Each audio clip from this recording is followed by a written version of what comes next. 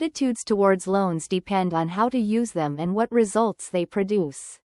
Someone can borrow money at interest in order to earn even more money with its help.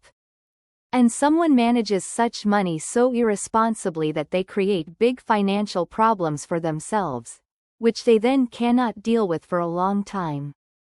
In this article, I want to talk about the harm that is not obvious to many people from loans, especially from consumer loans, which people take out, guided not so much by their minds as by their momentary emotional desires. This harm affects many problems in a person's life, not just financial ones. Perhaps you, the reader, after reading this article, will prefer to live a slightly different life, not the way most people live, believing that without loans life is impossible. How possible? And if you learn to live it, it will be just a wonderful life. The main harm from credit, I believe, is that in many cases it is too simple a solution to various problems and problems for which people raise money, but do not look for other ways to solve them. And all simple decisions, they are usually erroneous or largely unprofitable, especially in the long term. Borrowing money at interest to figure something out is too easy to be a good decision. Such simple and quick solutions often turn out to be not very good. At the moment, you can plug some holes in some budget, be it your personal budget, the budget of a company or an entire country. But what happens later when the time comes to pay your debts? But this is not even the worst thing, but the fact that when making simple decisions, a person unlearns or does not learn to think effectively, to find complex, but higher quality, more far-sighted decisions, and therefore more profitable. For example, a person wants to buy an apartment or a car and then they shove loans and mortgages under his breath as a way to satisfy this desire. You just take out money on credit and buy whatever you want. There is no need to think about it at all. But this is not the smartest solution, not the most convenient, and sometimes inaccessible to someone. For example, a person may not be approved for a mortgage and then what? Should you take out other loans that are even less profitable or abandon your goals altogether? Ease is captivating, but it deprives you of the opportunity to think and look for other solutions. Let's say it could be searching for a very profitable job, creating a business, initiating some very abstruse and profitable deal, maybe even searching for people who can help with money. Here you can consider different options. And a person who is not looking for easy solutions will consider such options, unlike someone who will simply go and take out a loan. For example, one of my friend's acquaintances, in order to buy an apartment for his family, went to another city to work, to a company where they promised him good money for his difficult work. He quickly mastered a new type of activity, concluded several profitable deals and 7 months later collected the required amount to buy an apartment in his city. Now he lives there with his family, looking for new opportunities to earn money so that they meet his current interests. This is what it means to think with your head, and not take out loans. There are also people who are fraudulent, but within the framework of the law, develop schemes to take possession of other people's property, in particular apartments. And this is also a way to achieve your goals. That you should immediately look towards credit, get into bondage for the sake of some values. There are always different ways to realize your desires that must be considered. Even if they are more complex or simply unknown to you, they are more profitable, both from the point of view of your costs and from the point of view of your ability to achieve your goals. You must be able to get what you want in different ways, not just the ones offered to you by a society that is completely uninterested in your well-being. But you don't think about other options, you don't look for them to use later, you just take what they give you, the same loan. As a result, you lose your grip, if you have it at all. Do not develop mental flexibility, do not train your perseverance, character, which means you become or remain a weakling who knows little to do to achieve his goals. All your thoughts come down to credit, because you don't know anything else. And you don't want to know. For why do you need it, when, behold, there is a simple solution? You go, take the money, buy what you need, and then give it back in parts. But if you think about it, you can find more profitable options for realizing your desires. Let's take the same business. I know a lot of examples, and I did this myself. When a business is created without any borrowed funds, but exclusively with my own money. Or on borrowed funds, but not on interest, but, say, on part of the business, on future income. But all of these examples, including my own example, involve people who were just thinking about how best to do something, rather than using a ready-made solution that lay on the surface in the form of credit.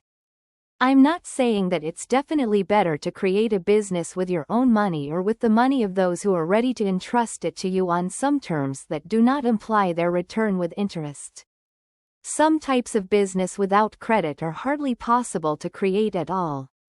But I say that this approach is an option for some people in some situations, which can be used if the loan option is not suitable for the person for one reason or another. But to do this, we must generally allow such an opportunity. We must think about how to create a business without a loan, where to start, what to aim for. And to think about it, you have to reject the loan. Close the easy decision for yourself, and then you will be forced to think about other decisions. In the meantime, there is a temptation in the form of an easy decision. Your head will not work on other options. Personally, I have never taken out any loans in my life. Not because I fear them or consider them outright evil, but simply because I have always been smart enough to solve all the problems facing me that require money in other ways, without borrowed funds. Although sometimes it is more profitable to take out a loan than to make do with your own funds or somehow resolve various issues. But I don't have such practice. I didn't need it and don't need it. I help some entrepreneurs manage the money they took out on credit for business development when I advised them on relevant issues, but I myself, I repeat, never used loans. This does not mean that it is right to do this, that you should never use loans. It's just that if there is an opportunity to find and use a more profitable solution, then why the hell are these loans needed? Or, even if it is profitable to take out a loan, I personally do not do this, simply because I do not like to be proper. I have a freedom-loving nature, so I don't want to bind myself to any obligations that I don't need. I have money to invest in something. It's not always just good ideas that appear for them. They think too much for us at all, don't you think? Notice how many ready-made offers for people now exist in a variety of areas of life. They are ready to do everything for you and for you. You just need to pay. And you yourself just have to do your job, without poking your nose anywhere else.